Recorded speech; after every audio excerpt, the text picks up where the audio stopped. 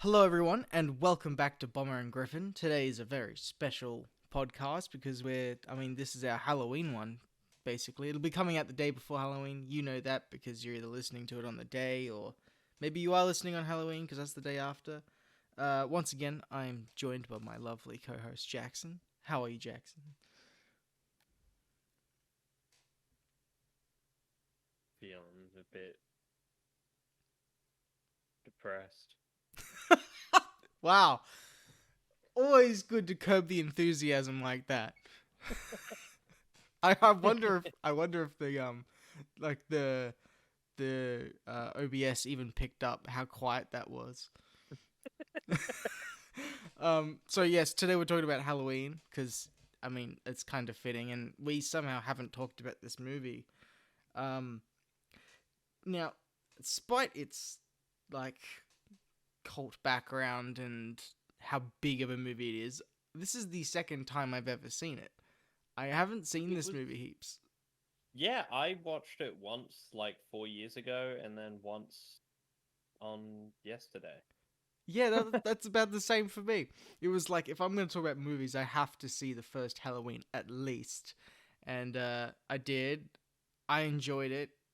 I didn't at the time understand why this one in particular was the biggest and the best ever.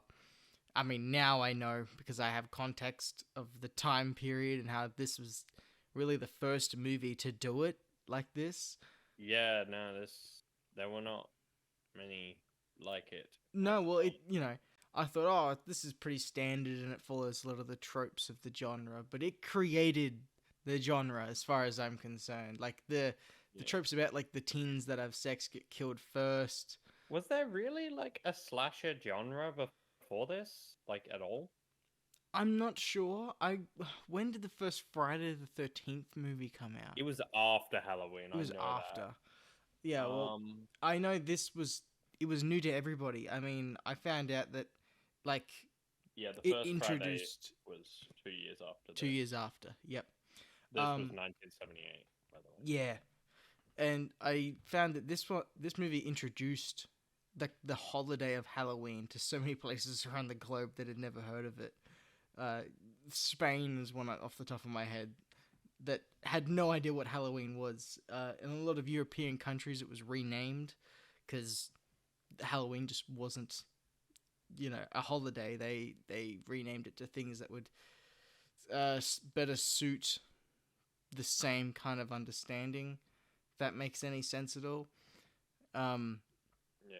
but this, yeah, it's a classic. 1978, absolute masterpiece of a film. Um, and I don't know. I just kind of wanted to summarize briefly what I think of this before we dive into some spoilers and stuff. Um, but I yeah, think it's great. yeah, it's great, and yeah, I also thought it was fitting to talk about Halloween today because the new one's just come out and it's apparently shit.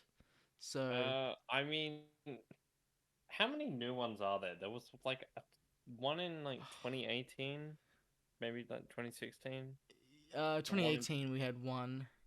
and then Uh, there was another in 2020, wasn't there? yeah, so we have 2018's Halloween, very inspired. Then there's Halloween Kills, I think, and now we have the That is new one, Halloween Ends. terrible. Yeah, Halloween kills. What the fuck? yeah, it would make more sense if it was like Michael Myers Kills, but it doesn't have the same ring to it. But apparently, the new one, it's not good. I don't know if you care to hear about that at all. I haven't seen I it, so haven't either, and I have no interest in it. I um, haven't actually seen any of the Halloween I seasons. haven't I know either. there's I've only there's seen actually a fair few. I've I've heard. seen like reviews of most of these movies, so I have a general understanding, but I haven't actually sat down and watched I think any of them all the way through other than this first one. So if we do continue to talk about this franchise at some point down the line, it will be fresh for both Are of us, there or at least any me. where Michael Myers goes to space and kills people and Yeah, that's shit? what I'm saying. You know what? We should just jump ship to Friday the 13th. All right, we know where that's heading at least. Well, for anyone that cares about the new movie, here's some brief spoilers. You probably want to know if you're a fan of the franchise ahead of time. But please know, I haven't seen it. Okay, so I take my information with a pinch of salt. Apparently, it's like an entirely different movie with different characters covering different things, with like the Halloween name slapped onto it, and Michael Myers only shows up for like 10 minutes at the end and fights Jamie Lee Curtis again, completely unrelated to everything you've seen prior. So it's not really a Halloween movie, from what I've heard. Maybe So that's why it's called Halloween Ends. Halloween part is at the end. yeah. Halloween Ends. So there's so much in this original movie that's fantastic. I'm talking about things I like. First up, the score. I can't believe it's also composed by John Carpenter. And apparently he did it in 4 days. I've read 3 days or 4 days he wrote the Halloween theme. And that's mind-blowing. Oh, yeah. Makes me feel like, real main useless. theme is awesome. Yeah, no, that all the music. I mean, I'm assuming the main theme as well. I mean, yeah, the main theme's the most like iconic one. That's the one I remember off the top of my head. Yeah, and I think both that and the way this film uses its lighting are the main reasons that this movie still holds up incredibly well. I don't think without the music or the proper lighting it would be as good. But from what I've read, the lighting, I mean, it came from like necessity. The crew actually didn't have enough money for lights, so that's why it was really as dark as it was.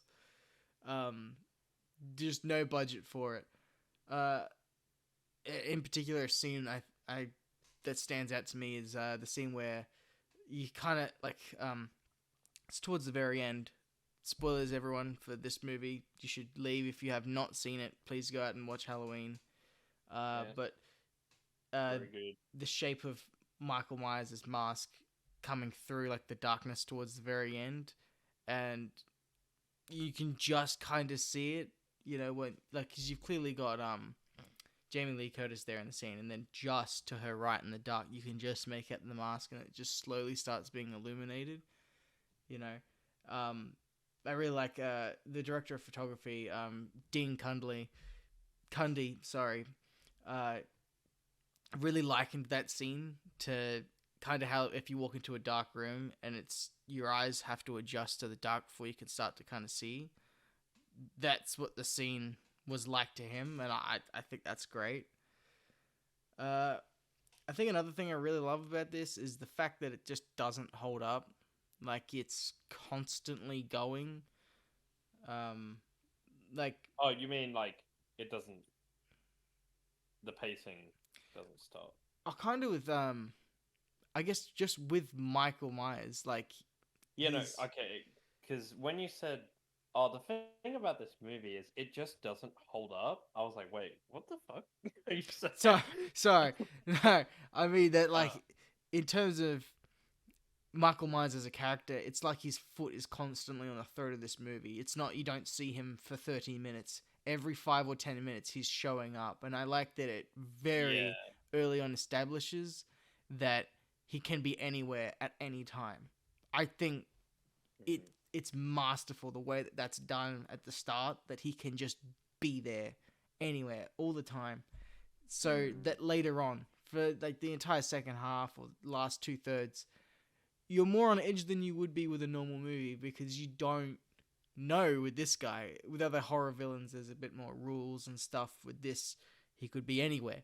He could just jump at any point, so you're constantly on edge and really glued to the screen. I think it's great. I think something else that makes him really terrifying is just the lack of information. Like, yeah, he just like shows up. Pretty much. He just kind of works as a force, you know, and that's it. That's kind of what like the doctor says. Yeah, and that he's just evil incarnate. Yeah.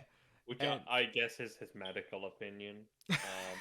Yeah, Dr. Loomis. That's professional right there. He's just evil. Given up straight away. Um, but I think it works really well when you don't know anything. It makes, it leaves it to the imagination. It makes it more scary. Um, I also think keeping it simple, like who he is and his motive, and like he's just this force and that's it. It allows you more time to do more with the movie rather than just explaining a complicated plot and motives and why he's doing what he's doing. Just have him do it and have the audience come up with the reason why. Um, another great example would be like Jaws. Jaws just don't show the shark or anything like that. Leave it to the imagination. The audience comes up with it on their own, makes it much scarier than it actually is. Man, well, I'm John. pretty sure the people on set still have nightmares about the shark from Jaws. Oh yeah, they do for the wrong reasons. Still laying on the beach with the radio. The shark is not working. Oh man, that sounds like a proper nightmare.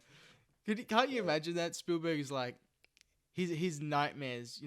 At that in '75, he wakes up in a cold sweat, and it's not of like a shark coming towards him trying to kill him. It's just it sitting there on the lot with its jaw falling off and sparks flying out. Like that. That's the real horror. Yeah. But back on Halloween, look, John Carpenter, he directed the shit out of this movie. Considering the budget, do you know how much the budget was for this? It's like pulling this number out of nowhere. It was See how close you get. 350,000 USD. Man, you are so close. You are so close. The initial budget was 300,000, and it was increased to 325,000 because of Donald Pleasance, the guy that played Dr. Loomis. He was paid 25,000 for 5 days of shooting, $5,000 a day. God damn.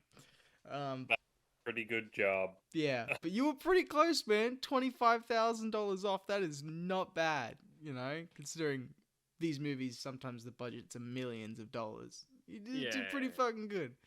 I mean, because this was 78, the exchange rate probably makes it closer to $1 million. Yeah. Apparently, even back then, 300,000 for an entire movie was just not much at all. Yeah. Then again, it's like, I guess it really, there's not a lot in this movie that would be super expensive to make, like, to do. Well, half of the budget went to the cameras alone. So cut that in half. You're working with like $150,000, and you ain't paying for shit. All right, like cast be damned. Wear your own clothes. We ain't getting a costume department. Things like that were happening. Like, this is just. Yeah. We'll film it in your house. It's fine. We'll film it in your house, and we'll have Donnie over there wear the mask. Well, the person who actually was Michael Myers was not Mike Myers. No, it's definitely Mike Myers. That would have been. That would have been funny. I'll tell you, I watched it. I just kept thinking of the joke in Baby Driver. Have you seen that movie? Seen Baby Driver, but I don't know what joke you're referring to. They all have to go and rob a bank, and they're told to grab Mike Myers masks. This is Mike Myers, and it's Mike Myers. Yeah, I always keep thinking of that. It's great. We'll have to talk about that at some point. Is there anything in this movie that doesn't work for you?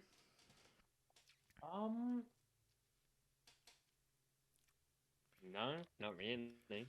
Because I have a couple myself. They're kind of pet peeves, but they're kind of issues.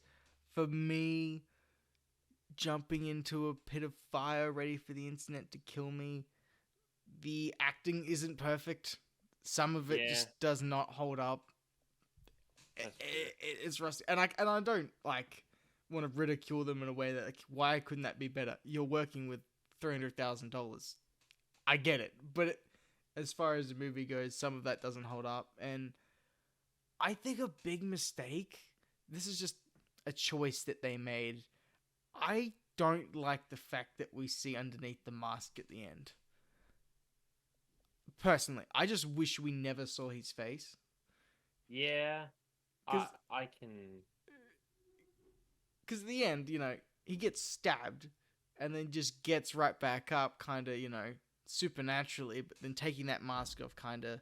And then he's just like a random goober. It's like, oh, it's like a normal guy. What are you He's like, hey, talking he's a about? normal guy. Why doesn't he run or talk or go ow when he gets stabbed? It's kind of funny. A couple weeks ago, I was just like on the internet, and I saw a montage every time Loomis shoots Michael. Really? Yeah, he like over the entire series. That sounds amazing. I'm glad to hear that Loomis comes back in some form or fashion. Yeah, I think he's like in a lot of them. Awesome. Yeah, well, I haven't seen him yet. I'd love to just explore him on my own, but the concept sounds really funny. Just a constant quick kind of bang, just getting shot and see how many bullets it takes. So just before I jump into some more trivia like notes for this movie, I want to talk about why this movie was just so effective, especially for its time.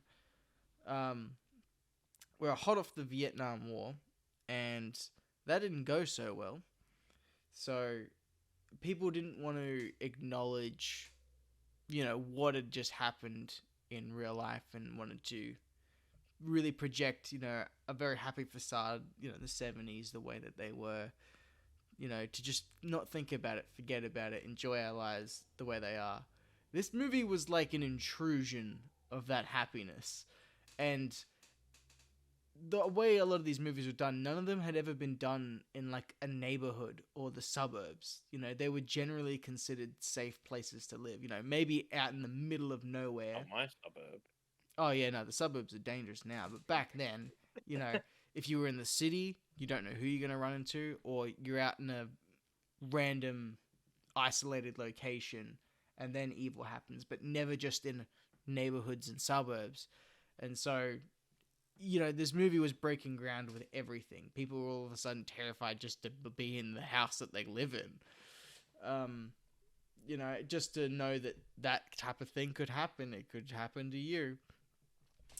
But I think that, along with, hundreds of other factors, really attributed to why this was as big of a success as it was. So, back on some more trivial notes, or trivia notes that I've got here. A lot of interesting stuff happened with this. By trivia notes, do you mean the IMDb trivia tab? Straight in the heart. Like Michael Myers on steroids. Fuck. Gotta stop. I know more of this stuff from watching other YouTube videos and just gathering basic information, alright? But these guys, just leave me alone, man. It's Halloween. Leave me alone. They've got the stats, alright? I wouldn't just be on IMDb trivia where the budget of 300,000 is. That'll be everywhere. It's just my place, my safe space to gather some interesting stuff that you might not know. Some people don't want to read. You could at least go to a different website. Well, I do. If there's nothing on IMDb, I'll flick around a couple different ones and find out more stuff. I try to watch behind the scenes featurettes as much as I can as well, but I don't have Halloween on physical media yet. I know, I'm sad like that, but I'm gonna get it. Don't worry. Anyway, ignore all of the last 3 minutes, guys. With a budget of 300,000, the entire thing was shot over 17 to 20 days. This is where, the trivia on IMDb gets a bit foggy, because some people say it was 17 days, some say it was 20. And the film, it went on to gross $47 million at the US box office, which, adjusting for inflation, today is $211 million, making Halloween one of the most successful independent films of all time. Independent? Yeah, it was very independent. It was John Carpenter, like, I don't have much money, but I'm gonna do this. Like, they were like, you've got 300,000, not a cent more. Show us what you've got. the original script titled this movie as The Babysitter Murderers. Can you imagine if that's what we went with? That's a terrible. The Babysitter Murderers. Apparently, the events were to take place over several days, but it was the budgetary decision to change the script and have everything happen on the same day. You know, doing this reduced the number day of was that? Halloween, man. Of course. Doing this though, reducing the days you had to shoot, reduced the number of costume changes you had to do, the locations that were required, and then it was decided that Halloween would be the day because it's the scariest night of the year. It was the perfect night for the babysitter murders to happen. So apparently this whole story, it's based off an experience John Carpenter had in college. He toured a psychiatric hospital because, you know, you do when you're in college. How that came about, I mean, the 70s, or maybe even 60s. Yeah, it would have been 60s. John Carpenter was 30 when he did this. He met a child in the hospital who stared at him with a look of evil, and it terrified me. That was a quote by John Carpenter. Just a poor kid with autism. Yeah, John Carpenter's like, he's evil. There's something wrong. Oh, Jesus. My brother is full autistic. All right, I feel like I can get away with saying that one. All right, I love my brother. Yeah, John Carpenter's intent with this character of Michael Myers was that the audience should never be able to relate to him.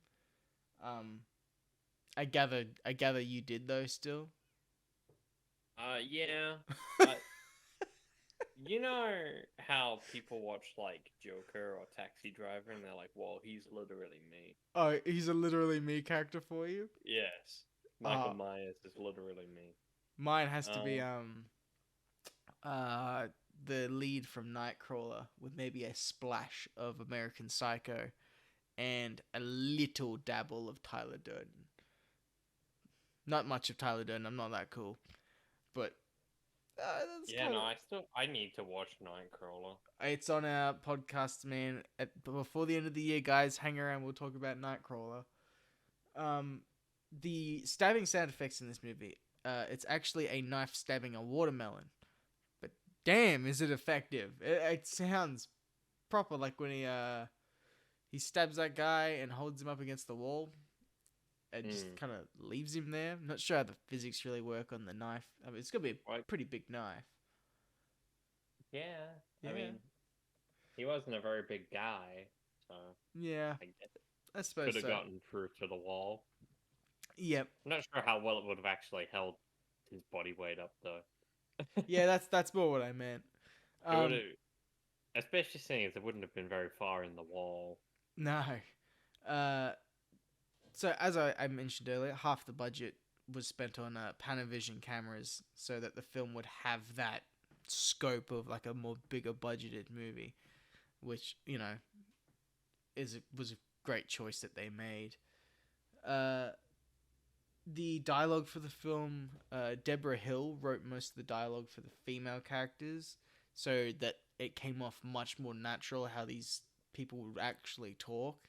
And then John Carpenter just concentrated on Dr. Loomis's speeches and just, he was pure evil and, you know, creating the most badass things for Dr. Loomis to say. Yeah.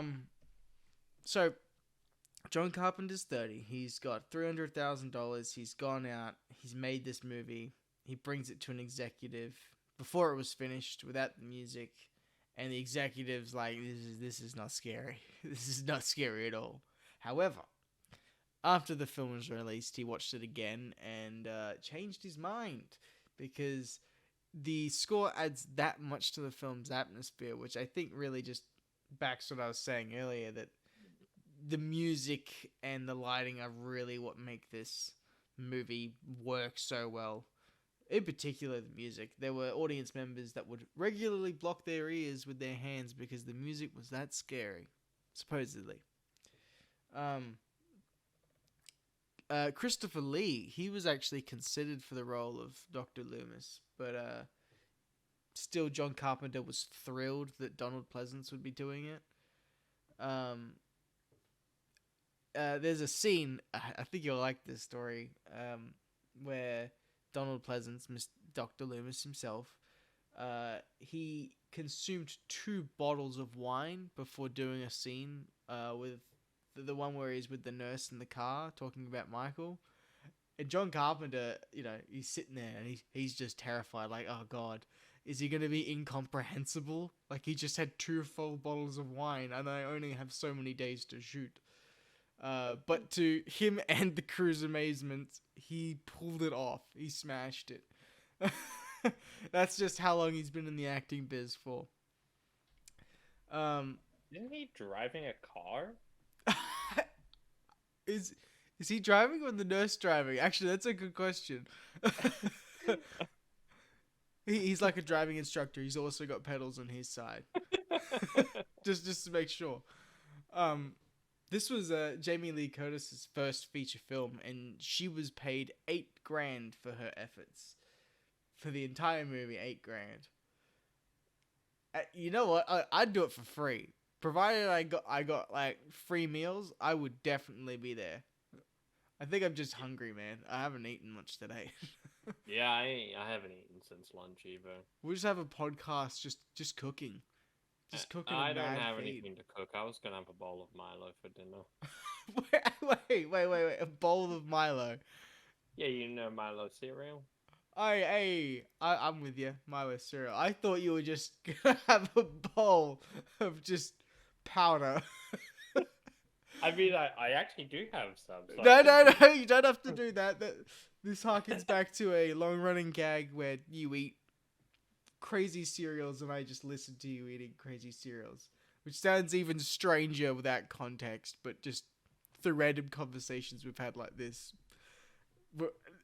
Never mind. Let's just leave the Milo in the past, alright? Well, yeah. Yeah. Alright, you can eat your Milo cereal later.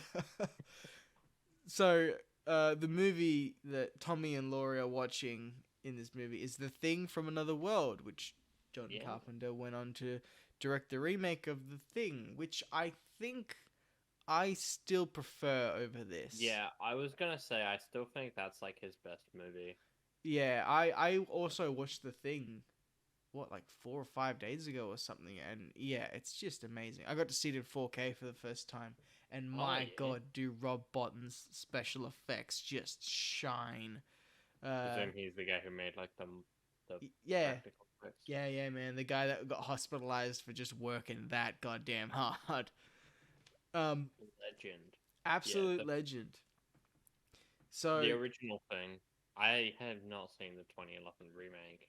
I've heard it's not great. No, I know they made some incredible practical effects for it, but they basically last minute just switched it all out for CGI. Yeah. And it's the prequel to. Yes, Carpenters. I know it's set at like the Norwegian base that's destroyed. Yeah. Well, it'll be an interesting watch one day. We'll have to cover it. Yeah, I guess there's a lot of interesting behind the scenes stuff as well, seeing if they changed all the effects out. Yeah. I've seen the effects that they actually used in the film look awful. Yeah, well, if it's good, we could talk about that. If it's bad, we'll just bash the shit. No, I'm kidding. Was that also... No, that... I don't think that was also directed by John Carpenter. No, have you seen many of his films? Of John Carpenter's? Yeah. I think it's just this one and The Thing. There might be another one. Yeah, I've watched a couple of his other films that aren't really even horror, or like they're not horror. Yeah. They Live is a good one. I like that one. Yes, I've heard of that before. There's also Escape from New York. Yep. Which is cool. Yeah, there's a couple of them. I can't remember exactly. I need to have them up in front of me. But anyway, we'll just keep talking about this for a bit longer yet. There's some other stuff I got that's interesting. This film was made in spring. So the crew had a hugely difficult time in procuring pumpkins. Isn't spring Halloween? Not over there. Oh. They should have filmed it over here. Yeah, no, that's what they should have done. It would have been so much easier for him. Yeah. So Fly all of their crew out to Australia. yeah, Um, yeah, just fly it to Australia and then pretend it's Even Illinois. then, I'm not sure a whole bunch of pumpkins would be Yeah. much easier to find. Yeah, come to the Um, barren wasteland of Australia, you find nothing but Mick Taylor, no pumpkins. yeah. Um, so over the course of trying to find pumpkins, they had in total in this movie 3 pumpkins. That was it. That's all they could get. So the scene where one is broken on the ground had to be done in one take. Why Uh, didn't they just like go to a farmer? Apparently it just there's like it's seasonal and they just couldn't get them. Just Uh, nobody grows pumpkins, and they couldn't and just make yeah, fake and you've got ones. to remember the budget they're on too. They don't have all the money to just afford. Hey man, it costs. It couldn't cost more than like $30. Yeah, yeah. Come on, John Carpenter, do better, man. Like you weren't trying your hardest already. Just try Yeah, harder. take advice from me. Yeah, yeah, yeah. Very well established film critics and film. Are Yeah, we analysis? Like film analysis guys? I don't know. I just like talking yes, about you movies. call it analysis. I guess Sometimes. I'm technically a film critic, but I don't like that term. I don't want to criticize everyone's work. I just want to. Yeah, nah, that's what I do. Damn it, I'm a film critic. Anyway, uh, later on, the crew got a different type of pumpkin that was green, and they painted them orange. They had a really hard time. They had to get leaves and paint them, and then fill trash bags with painted leaves, and then just toss them out whenever they were shooting to give it that fall vibe. And then we'd have to run around and grab all the leaves again and put them all back in bags. And they'd do it for every exterior shot of the film, or most. Uh, I can't Could they imagine. not wait until autumn? I feel like it would have been much simpler. Yeah, but no, they didn't. I don't know why. They might have been on a certain time crunch. Did the film like release on Halloween that year? Uh, its first screening was on the 25th of October. It was like a That's secret today. screening. That's yesterday. Today is the 25th of October, That was 2020. It's the 30th of October. It's yes. Yes. It is. It is the 30th of October. It will be when you're hearing this. Happy 30th of October. Hope you're dressing up as something cool for Halloween tomorrow. You better be, otherwise I'll be very disappointed in you. I don't care that we're Australian. God, I'm going on a tangent. Alright, I like this holiday. It's the one day of the year I can dress up like a weirdo and no one bats an eye. See, the funny thing is, last year, in December, when every day at work, I was wearing a Santa hat. Yeah. And I actually have an eye patch I was going to wear for Halloween. Yes, dude, you've got to do it. You gotta send me a I don't photo know. and then just the single letter R. Yeah. Yeah. It's just like, I was just like, yeah, I can wear like the rest of my work uniform and just have an eye patch on. Yeah. I wanted to get like a full pirate costume. No, you're, Um, you're better off with just the eye patch, and then people go, "Hey, look, it's in the Halloween spirit," and be like, "No, I got a serious eye infection." yeah, no, I just should cut get one people of those. down. I can just bandage it. Yeah, Fucking yeah, oh, yeah. You just bandage it. People be like, "Hey, is that like a Halloween costume thing?" No, I was stabbed in the eye. Please don't bring it up. It was traumatic. somebody threw a fucking can at my head. Yeah, yeah. Just completely destroy the spirit. Yeah. Very good. This movie, there's like a National Film Registry, like a library for movies that get archived. A great example is the first Star Wars movie. They really wanted to archive that, but they weren't allowed to because George Lucas refused to give them the original movie because he kept going back and tampering with it. So it's not in the library. However, This movie was selected in 2006, and it is in the Library of Congress, and it's in there as being culturally, historically, and aesthetically significant to film. Which Cool. I What think. other movies are in there? I'm not sure. I think anything of just big impact culturally or changing and groundbreaking in film. Most of those movies are there, and that's kind of like we're storing it in a vault as like these are the movies, and we're gonna make sure that we never lose what this movie is. And I don't know, it'd be very interesting to actually read into it properly exactly what it is. I mean, it's all there for preservation, but to find out where exactly in the US it is.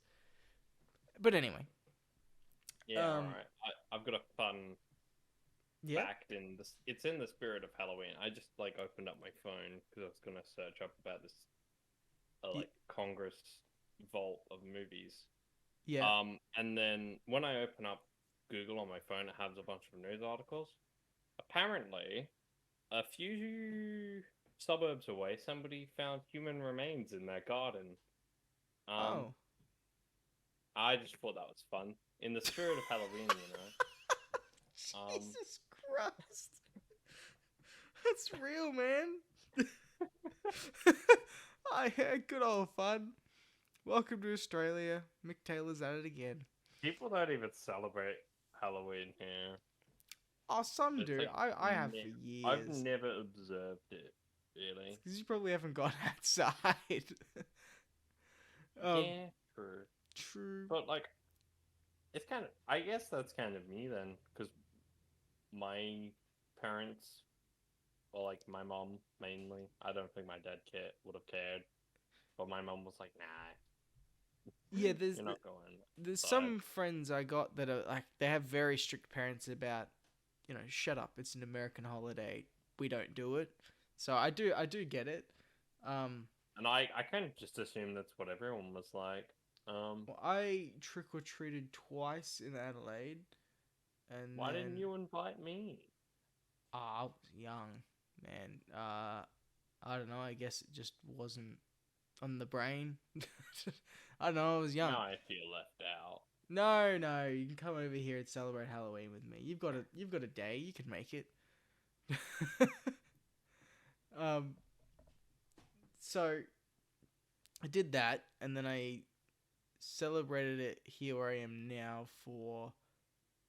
I think I trick or treated twice again. But now every year I just dress up as something completely different and then just walk around doing mundane things or going to costume parties or something. Did have one costume party that absolutely slapped. I went as Two-Face from Batman's Yeah, animated Two-Face. series. Yeah. I've seen the photos of you as Two-Face. Yeah, man, it slapped. And I've done Joker way too many times. This year I'm doing Spider-Man. I've got the full costume now. And You got the proper one? Yeah, I've got it. It all fits. I got a face shell for the mask now, so it's mint. And I'm probably just gonna go down and go grocery shopping and have no one know it's me. Just not speak. Just yeah, pull out my card, just pay for groceries. Either that, or I'm gonna actually just sit there in my full costume playing Spider-Man on my PlayStation. I don't know. We'll see what happens. I'll probably end up at a party half wasted or something. But yeah, I love it. I love being able to dress up. It's just whatever the hell I want. I can put some Joker makeup on and just not give a shit. Can get real creative with it. But you should definitely celebrate it one time. It's fun. I don't care how old I I am. feel like I'm too old to go trick or treating now. You're probably a little old to go trick or treating. I do see people my age doing it, but imagine you're an older person, right? And you got these 10-year-old kids coming around, you give them candy, and then the next lot, and the next lot, and then all of a sudden, like a couple of full-grown adults are there saying trick or treat.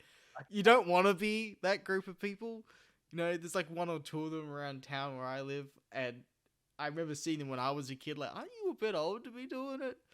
But I suppose you're robbing people of candy if that's what I you're like into. to think the adults get like booze. Yeah. Actually, that did happen here once. I do remember seeing that. I got candy, and this group of older people went after me, and then they got like a 6-pack. It was great. Oh, you got ripped off. I don't know, man. I was like 12 or 13 years old though, but still, I remember that. Anyway, I'm getting a little off track. Uh, Sorry, everyone. It's Halloween. All right, we're talking about Halloween as well as talking about Halloween. Which order those Halloweens are is up to you.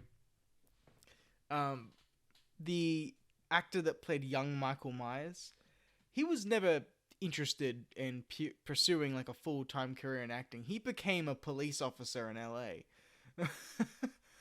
Just thought you should know, young Michael Myers is a cop. He's out there. Ooh. Good to know. Hopefully he's not stabbing any more people. Yeah. Well, now he has a gun, so... Yeah. Apparently, it was very purposeful, John Carpenter, in his approach to more restrained violence and having more suggestive things rather than a lot of gore. Apparently, this was like a lesson he learned with his last movie, Assault on Precinct 13. Another one I haven't seen. He walked back on the whole less gore thing when he made The Thing. Oh, yeah. Went straight back to where he was before. But I can't help but think that Jaws just helped with all of it. Like, in some way, Jaws... 74? 75, so it was 3. Yeah, 3 years prior to this one. Just the way that movie didn't show the shark. It would keep a lot of the gore off screen and underwater so you couldn't see it. And that more suggestive approach. I mean, it's just a effect of a lot of movies and a lot of things that were happening at the time. But I always can't help but think that Jaws helped. Because, it was the movie that was a blockbuster. It changed everything. Yeah. It busted the block, so to speak. Pretty much. But if it did have any sort of effect, that's just purely speculation on my part. But I was just raised around Jaws by choice. Parents didn't just have it around. I had to beg to get this movie, and I watched the hell out of it. I remember a couple other movies you used to love as a kid. Let's not talk about it. They're probably really bad. We should cover Son of the Mask. Oh no, let's not talk about Son of the Mask. We could talk about Master of Disguise. Oh, remember that one? I do. I have seen that once. I used to love the turtle scene. They used to crack you the fuck up. Me? Yeah, I remember that. I only remember watching it once. You showed me that movie. Really? I only remember seeing it once. And barely remembering it. Or is this a different movie I'm thinking of? Nah, it's got to be the same one. It's like 2002. Yeah, something like that. I'm not certain about that one, but I know you love Son of the Mask. No, dude, it was so bad. I love the first one. I remember loving that. And the second one I just kind of watched because I had nothing else to watch and I'm bored. I had that stupid DVD that had both movies in it. I remember that. I had one of those for Ghostbusters. Oh yeah, I gotta get the second Ghostbusters yet. I got the first one here. Anyway, but that's the topic for a different time. Let's not talk about Son of the Mask, all right? Let's not go there, right? That is a truly spooky thing to bring up this Halloween. Yeah. So, the Myers house in this movie, it was actually an abandoned building the filmmakers found in California, South Pasadena. Sorry, I'm not from America, all right? I'm trying my best, guys. I'd love to visit, all right? But I don't know. But it became a chiropractor's office. And then later after that, a monumental building housing a museum dedicated to the film.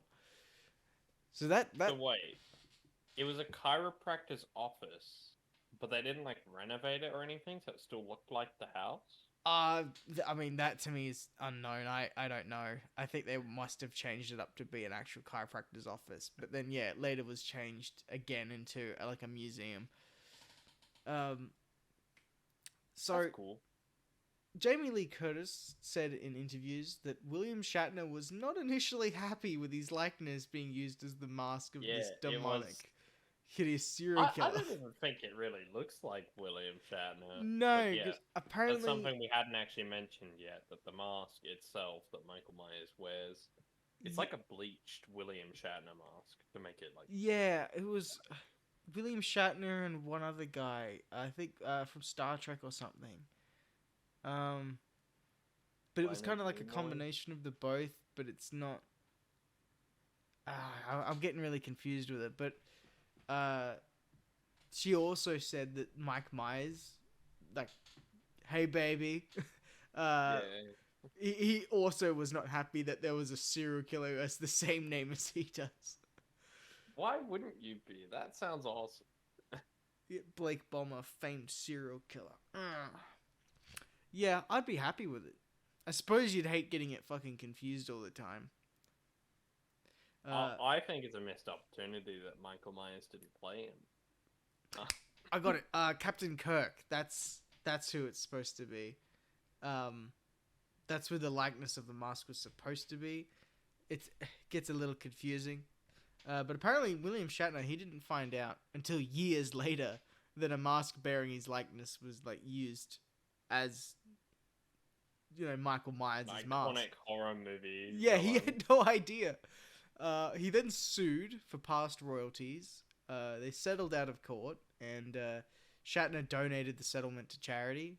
Um, Ironically, yeah, the case could have easily been dismissed because the mask was actually a likeness of Captain Kirk, which Shatner does not own the rights to. But yeah, It's it was kind of funny how actors don't own the rights to their own faces.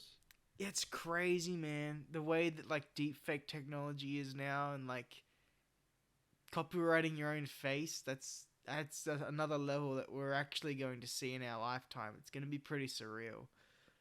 Yeah. But this whole copywriting of masks and stuff, there were two masks. One that was very clown-like to kind of reflect the mask at the very start of the movie that young Michael Myers wears, and apparently it really was demented. It looked good, but then they ultimately opted for like the. a picture of it. I don't have a picture of it. You might be able to find one if you look it up, but they ultimately opted for the William Shatner and Captain Kirk mask, and then just cut the eyes hole out, bleached the thing, messed with it a bunch, because they wanted to have a custom made mask, but it was too much effort, time, and money to design something and get it made. So they literally just $1 thrift store that shit. And I think that's great. Now, this is a gripe I have with this movie. Alright? At 3 minutes and 54 seconds into this film, alright? The lights go off upstairs where Michael's sister and her boyfriend are, right? And the boyfriend is heard saying goodnight to her from upstairs at the 5-minute mark, leaving only 1 minute and 6 seconds for them to have slept together. Right? Accurate. My guy has zero game. He is an embarrassment to men. Oh god, I'm getting texted. Hang on. Yep. Yeah, my guy is an embarrassment. All right. 1 minute and 6 seconds. That's all you've got. Realistic. Realistic. Well, it would have been like, okay, we're gonna take into account how long it takes to get them undressed. All right, if both of them are very quick and speedy, you're looking at like 10 seconds, right? I'm crunching the math, man. I love how it's just in and out too. Once he's done, he runs. Yeah, he ain't staying, man. He's got places to be. Yeah. Maybe he's got like he doesn't even undress. He just like unzips his fly. Maybe he's just got multiple women to see. Like he just does not have time to even finish. He's only got like 40 seconds with this one, and 30 with another one down the street. Yeah. Maybe my guy has got game. He's done here. He's straight into the neighbor's house. Yeah. Just house jumping, man. Doesn't care who you are, your gender, your age. He's just on a mission. Yeah. Yeah, maybe my guy has got game then. He just doesn't have good, time punctuation.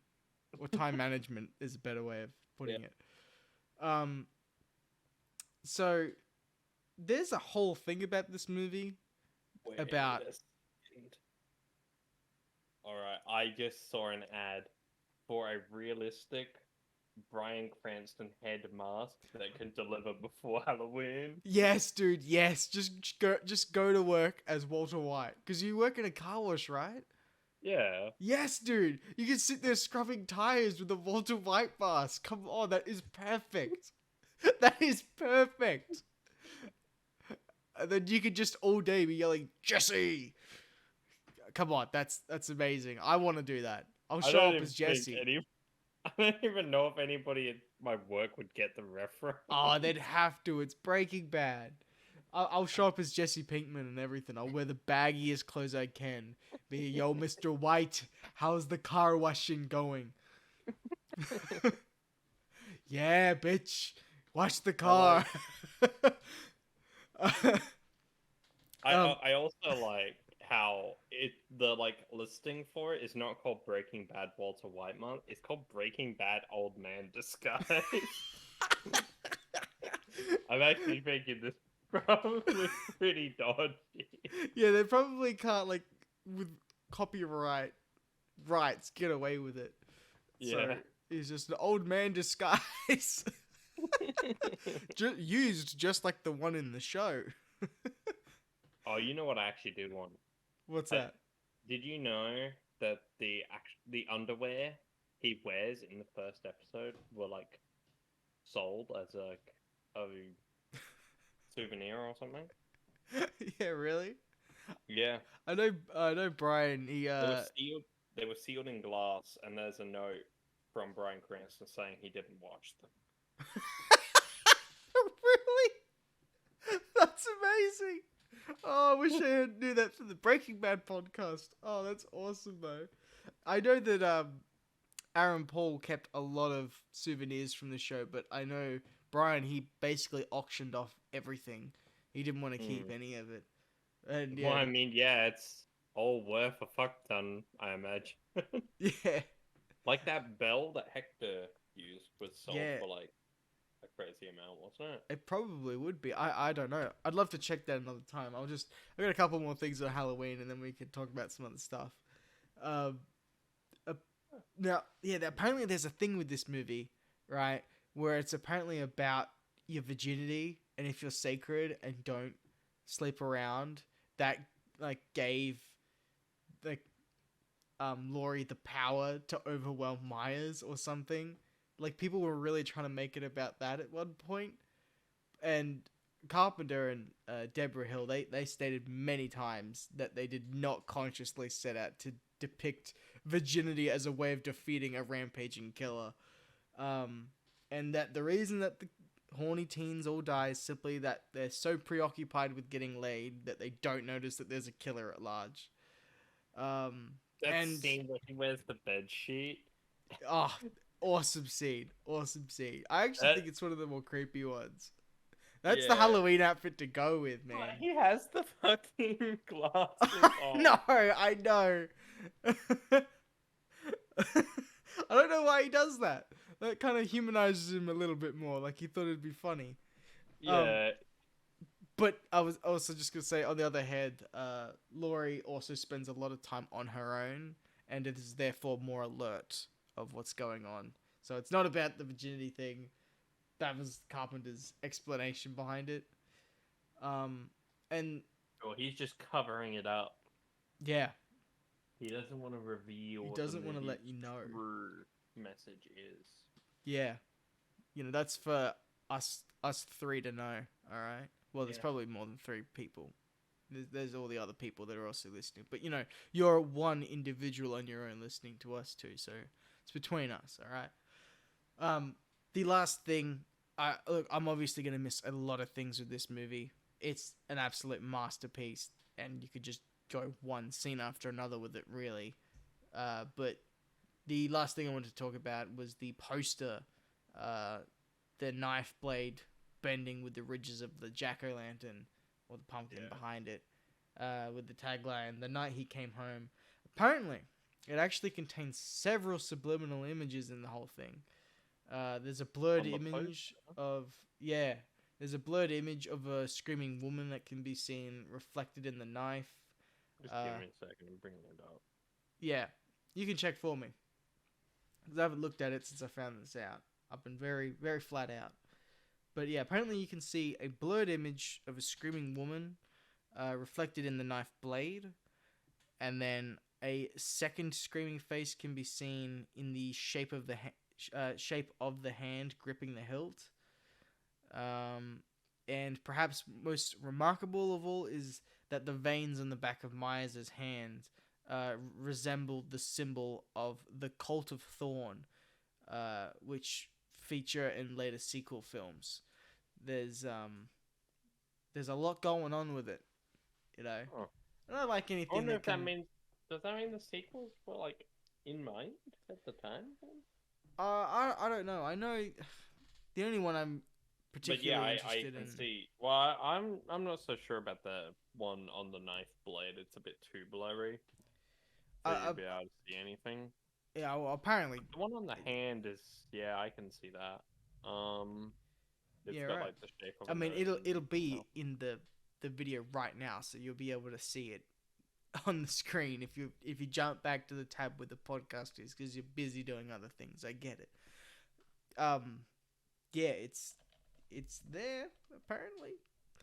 But there's just so much on this movie. I'm gonna miss things. But anyway, in some other movie news, if you want to talk about some other things just before we head off, because we've got a bit of time left. Apparently, Alec Baldwin's lawsuit after Oh yeah, when he murdered somebody. I the remember when I told you about that. I was surprised you didn't know already. To be honest, you're normally more on it. I usually am with those things, but I was caught off guard, and apparently, uh, they've settled the lawsuit with the family of the cinematographer that was killed, and they're going to resume filming in January. So there's a quick update Bet the on that. movie's not even good. Oh look, it probably won't be. Um, in The terms of thing is, they lost their best cinematographer. Jesus Christ. Yeah, half the movie's going to be shot brilliantly, and the other half just where the camera's kind of pointed at the ceiling, and you don't really know what's going on. And that'll be why it's an enigma of a movie. I can't imagine, something like that happening and then continuing on with the film. I know it's happened a few times. It's not the first time somebody's died on the set of a film. I No. don't know any off the top of my head. But... I know there was a stunt woman in the second Deadpool film. I think she died, and they carried on. Oh, Yeah, Was it it does stunt? happen, but it's usually not like this. Just point blank gun shooting. yeah. The details and all that, I'm still very fuzzy. It's not really my business. So I mean, yeah, and there's a lot of things to that make like it's not only Alec Baldwin's fault. Like a prop handler or whatever, yeah, but I mean, I don't know. He allegedly is not the one who actually loaded the gun. Like somebody yeah. handed it to him, There's a lot of missing confirming that it information. wasn't loaded and stuff, which is what's supposed to happen.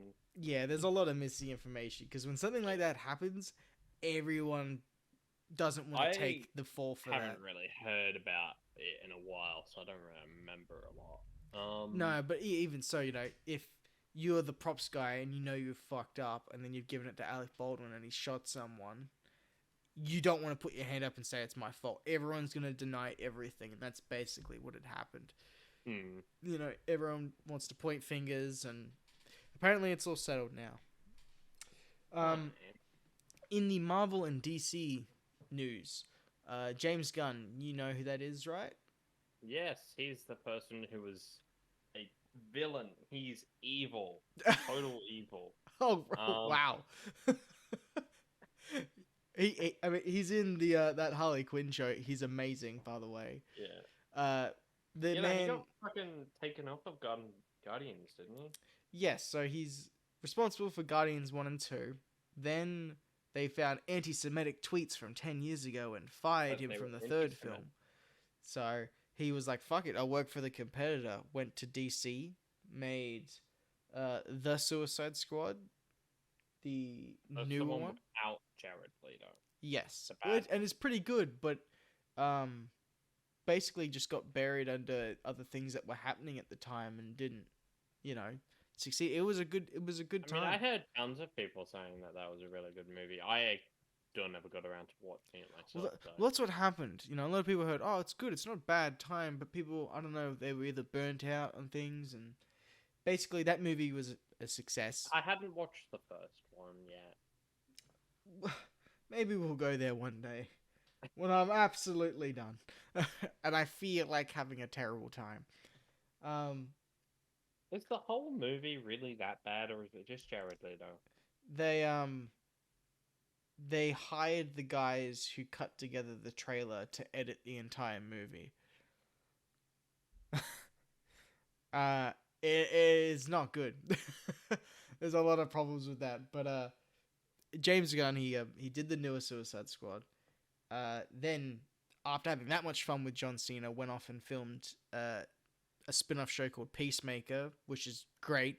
I've seen all of that. There was a whole show? Yeah, there was a whole show with John Cena as Peacemaker. Basically, an evil Captain America that's, he thinks he's morally right, even though he just murders and kills people. He's a villain. But there's that entire show, and that was great. And considering all the success of that and how Marvel still kind of wants to keep going, they forgave James Gunn, like, hey, you went to DC, the competitor, and made great stuff. Come back. Just do Guardians 3 with us, will you? Everyone loves your movies. So, he's making the Guardians of the Galaxy holiday special, which comes soon. Wait, holiday? Yeah, we're getting a holiday special thing. Like the Star Wars one? Well, that's what I kind of thought when I heard about it. We got a trailer for it today, actually. And finally, he has made his MCU debut. Kevin Bacon. He's in it. Kevin Bacon himself will be portraying Kevin Bacon. So, wait. Is this like a full movie, or is it like a Christmas? I don't know. I don't. Thing? It's not a full movie. I wouldn't imagine. It would just be like a special that could be 30, 40 minutes on Disney Plus. Yeah, because the Star Wars holiday special is like 30 minutes. Yeah, I imagine it's something like that. But it feels weird for one of those to come out. Yeah, but that's happening, and he's also directing the third Guardians of the Galaxy film. But however, the news that came out today, only a couple of hours ago, James. Well, the presses. Yeah. I mean, it'll be more than a couple of hours when this comes out. This might be a week after. But James Gunn and Peter Safran, doesn't matter. They were named the new heads of Warner Brothers' DC Studios, the guys that are going to run DC. So I think James Gunn has. DC? I think so. Like how Marvel's got Kevin Feige, James Gunn's gonna do it for DC. Is he? He's just like a film director. Yeah. Kevin Feige used to just be a producer. Like, what does a producer even do? I don't even know what it is. It depends on, like, whether they're a main producer, executive producer. Generally a director's like, hey, I want to shoot this, I want to do that, I want to do this. You, as my head producer, go out and make that happen. Like, the producer's like the second in command. Beg my pardon. The second in command to run out and, alright, I'm contacting the plasterers and the builders to actually build the sets I need and do this and do that for the director. For the most part. It flip-flops all the time. Like, Stan Lee is considered an executive producer on a lot of the Marvel movies, but I doubt he has that much involvement, so it gets very... Well, I mean, he produced 90% of the characters. I suppose so. So, James Gunn, yeah, he's going to be the head of Warner Brothers with Peter Safran. He's got, like, Marvel by the balls right now, doesn't he? He has, like, the ultimate power. He can decide, you know what? Marvel's on the decline, She-Hulk's come out, yeah, that was kind of unfortunate. What if I just make my third Guardians movie bad deliberately and then really prop up Warner Brothers, who I'm now going to be working for solely as the Wow. leader? Like, he could. I doubt he will, because he loves his cast members with Guardians, and he'll do what he can. Like, he'll do the best movie he can. But he's got the power. He Yeah, could I feel like deliberately. if I feel like yeah, that kind of does not not even that he would just make a really bad like film for Marvel. It's just like yeah, he makes a good Guardians 3, but holy shit, he's making like tons of good shit for like DC. Yeah. Yeah, it's getting very interesting. I just imagine Kevin Feige's there right now just trying to strangle James Gunn. Like, what are you doing? What are you doing? It's kind of funny how this probably never would have happened if they didn't fire him in the No, first no. place. So, Did I he think actually like? Was he even making anything for Marvel at the time, or was it just like? not at the time of when he was let go. Like, he was let go and he was like, So oh, nothing really changed at all in the end from all of that, no. except Marvel, The, basically sent him over to DC. yeah, they just pissed him off, and he's like, "You firing me? Seriously? I just gave you two great Guardians films, but you're firing me over this? And All then they right." brought him back He's two like, "All years right, I'll later. work for the competitor." Makes a great movie with the competitor, and I'm like, come back, James Gunn. It's all good. Don't worry about it. Just chill out, man. Chill out. You don't need to make a Suicide Squad movie that good. All right, you could just. What do you mean you're making a Yeah, make? What do you mean you're making a Peacemaker show as well? Just stop it. Just come yeah. back. But Um, he's in the Harley Quinn show. You'd love him. You'd absolutely love him. like as a character. He's James Gunn playing himself. Huh. So it's an animated character that looks just like James Gunn. He's voicing himself, and he's directing a movie about Bruce Wayne's parents being murdered. and, Epic. and Clayface is just dying to be a part of the cast or the crew or something, and he becomes James Gunn's chair because he could shapeshift. And James Gunn's like, "Ooh, good lower lumbar support." Like, wow, yeah. Do you want to be the director's chair? Sorry, Amazing. it's so like incomprehensible when you've never seen it before, but Yeah. it's amazing. You'd really enjoy it. Um, so you also got an Ant-Man trailer that also came out with uh a couple of dialogue and lines switched out from the one that was given at like a Comic-Con or something. I think it was San Diego Comic-Con, or it was maybe D23, like a Disney event. Um, yeah, where they've got Kang the Conqueror and they're teasing him and everything that's come with that, but I don't know if I care too much no more. Um, James Cameron is he's still whining about Marvel and DC. He's like, their characters. Well, he said the quote is, "They all act like they're in college. Really don't have relationships." I don't think he watches these movies. What? Wait, what movie is that about? Just Marvel and DC movies in general. That's his take on it. I think he's just very salty about the fact that Endgame has made as much money as it has and even rivals what he's done. Yeah. It's just like, look, in anticipation for my new Avatar movie, I just need to criticize Marvel and DC again and remind you that they don't even have real relationships in their movies. It's like you don't even watch them, do you, James Cameron? But that's another thing that's been happening. In other That's news, kind of like the thing Martin Scorsese said, isn't it? yeah, they all like to bash on it. It's mostly James Cameron that really doesn't like them.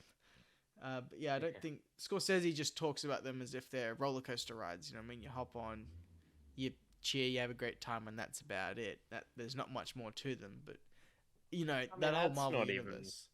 that wrong, to be honest. Oh, it is that when you haven't seen all of them. When you what like it's just a whole different beast, the MCU, and the way that it is, because it's just never been done before. The idea of telling a story arc of multiple movies, 20 so movies or something, and when you don't know the order and you just kind of see one randomly, like I I would assume wonder. Scorsese would, it's meaningless. I wonder how like many hours there are of MCU content. There's almost more hours now in all of Phase 4 than there was in the first 3 phases, because you've got all these shows with hour-long episodes. That's what I was kind of like. It would be a high number. Oh yeah, it's getting up there now. That's one you dedicate an afternoon to. Yeah, for sure. In other news, I'm a big fan of Formula One, and there is an F1 movie on the way with Brad Pitt to star in this movie, and he was at the US Grand Prix this weekend, getting some more experience at F1 circuits and stuff. As far as F1 fans, they were really pissed off that when they were showing the broadcast of the actual race, they cut back to just Brad Pitt sitting in the garage like 43 times. They're like, "We get it, Brad Pitt is here. Can we watch the race?" But yeah, apparently he's been hanging out. He apparently had dinner with Lewis Hamilton and just learning more about it. I care about that kind of movie.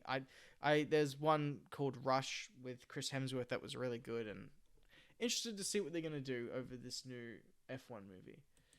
And the last bit of news I got for today is on Tom Cruise. All right, Tom Cruise and his movie in space.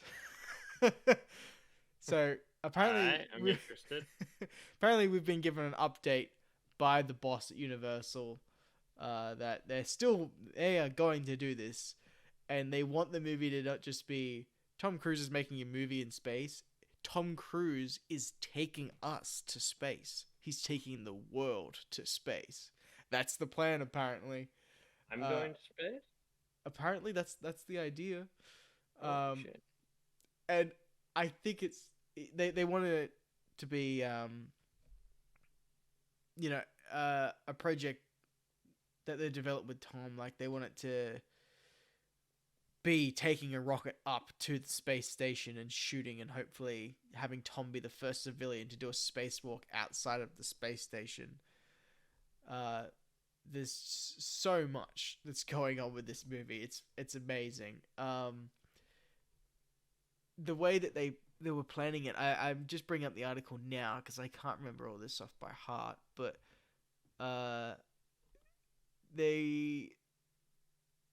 where is it? Just the way they're talking about it, they're not looking at like, oh, well, we're looking at the budget being around this, and then we'll have our shooting time as this. They're talking about like, well, we're still sorting out like the rocket launch date, and like just the way they word it. You know, they talk about the rocket launch date as if it's like, oh, that's when we get the camera crew there and the sound guys. You know. As if it's just any other part of the process of making a movie, and it's amazing. I can't find it here, but they're apparently still going full throttle with this, and it's to change filmmaking forever. That's kind of what they want to do. I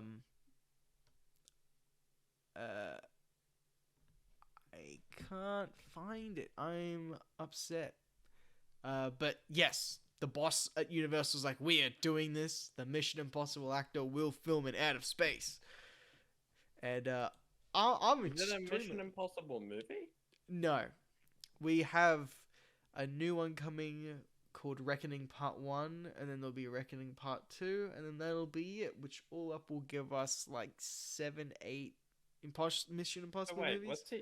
What's he even going to be doing in space anyway? I don't know. I don't know, but it's not happy. Like he's going to be firing off guns. Dude, I want to see it. Yeah, I don't know what he's going to be doing. Maybe you could make it like Gravity or something, like a guy that's up in space and then they destroy the whole fucking space station. Yeah, you know what? The more you bring this up, the more I'm confused about how this is going to go. Like, okay, you get him up there and say the space station's gone wrong and it needs to be repaired, and he's like flinging around in space and trying to fix it and, you know, not die like it's a survival thriller. But you can't do that because you're actually in space. Yeah. You know, you'd only have him like hanging onto the space station from the outside and pretending to scream as it's spinning around and he's hanging on. Like, you can't even fucking hear. No, that's what I'm saying. I don't know how. I'm not sure how this is gonna go, but I It want to doesn't. see it. I want to Yeah, see it it. sounds like it's kind of more like an achievement, less than it would sound like an actually good film. Yeah, what if they just go up there and it's just horrible and like it looks no different from fictional movies in space. I Like mean, yeah, like you it's just like. could not tell the difference. Like what was even the point, Tom? You just wasted all this money and it just I looks mean, I'm even more sure he choppy. just wants to go to space, because who doesn't, right? He's done it all, man. He really has. If I could live anyone's life, it'd be Tom Cruise's life. I would. I mean, the guy does backflips in helicopters. He's driven Formula One cars. He's got a multi-million-dollar movie franchises. He's got the stigma of he's Tom Cruise. Does all of his own stunts. He's strapped himself to the side of a plane as it's taken off. Like, Yeah, he's pretty fucking full on. oh yeah, flown fighter jets in the new Top Gun movie. Like, to at the end of the day say, yeah, I did all of that in my life while I was on this planet. Like, how no one can say that they've both had an awesome multi-million-dollar movie franchise and driven an F1 car. Just him. That's it. Those opportunities just do not come up. So, yeah, if I could have anyone's life, definitely Tom Cruise, man. I mean, just the Mission Impossible movies. You go all around the globe, seeing all of the planet. You know, be amazing. Um, but anyway, I think we'll wrap it up. That's been our podcast on Halloween. Is there any other thoughts or things you've Oh been? yeah, this was about Halloween, wasn't it? It was about Halloween. It's a spooky thought. Tom Cruise in space. Ooh, Yeah. that movie could be very boring. It's very spooky.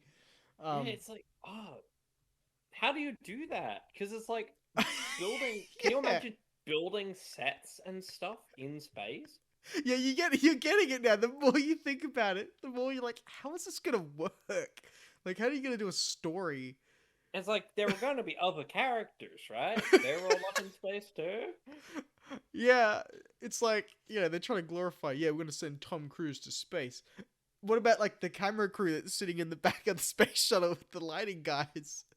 They also gonna be just strapped up and taken to space? I don't know what the plan is. Can you imagine being like, you're like, I'm imagining some kid fresh out of college, like wants to be a videographer, Just tossed into this rocket. and then he's like, "Oh, I get to do a movie with Tom Cruise? Hell yeah! I'm a huge fan of his work." Yeah.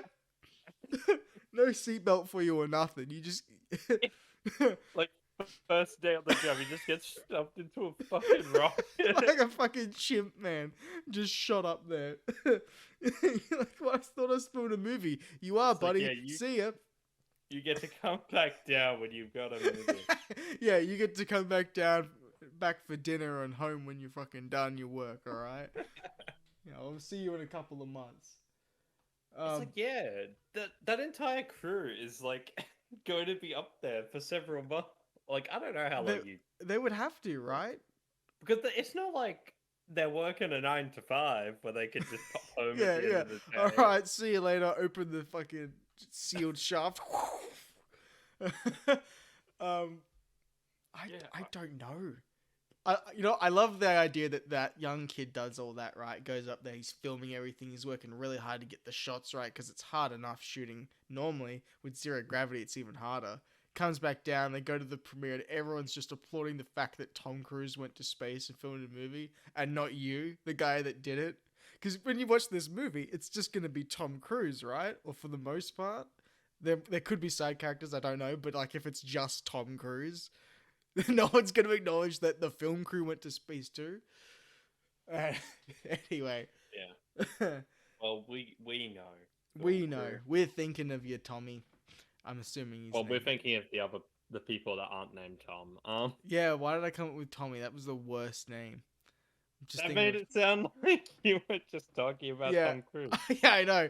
We're thinking of you, Smith. We're thinking of you, John Smith. James. Yeah. Anyway, thanks everyone for joining us for this podcast. next month we got some really fun stuff planned. So hopefully you subscribe, hang around, maybe drop a like on the podcast. We really appreciate that. Thank you all again for watching. If you've made it to the end, you're a bloody legend, and we will see you guys next week. Bye, guys.